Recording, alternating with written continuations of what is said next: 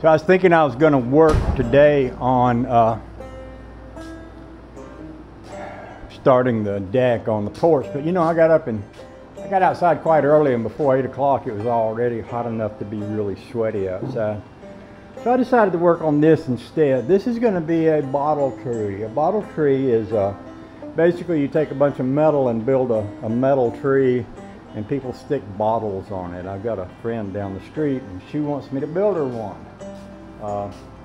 So I was looking for some rebar a while back, and I went up to a supply store and asked if they had any, and the guy brought this bundle out and he said, you know, I don't know how we got this bundle, but it's not in the computer, and so I don't really know the price of it or how to sell it.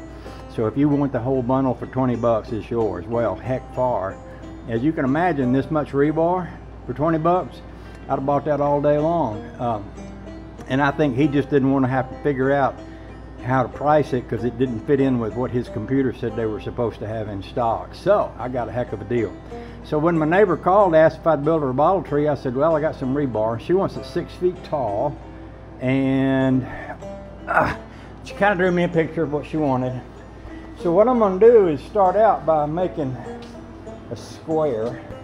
I've got my square set up so that I can cut a piece of that with a slanted end and weld on each end. That way she can drive that into the ground to stabilize the thing. And then I'll have this bar in the middle, which I'll come off of with the tree stand, the part that's going to be the tree. So what I need to do is weld 1, 2, 3, 4, 5, 6 welds here. And I think what I'm going to do is use my little wire welder to tack everything in place, and then use my big welder to make the welds good and strong. You know, the big welder is, sometimes you have a little trouble getting a weld to start, and it's a little bit of trouble. And if you got something laid up like this, the wire welder, you can just kind of touch it a time or two and stick it good enough to be stuck. And once it's stuck, I can pull my vise over and set it up on the vise and finish up the welds that way.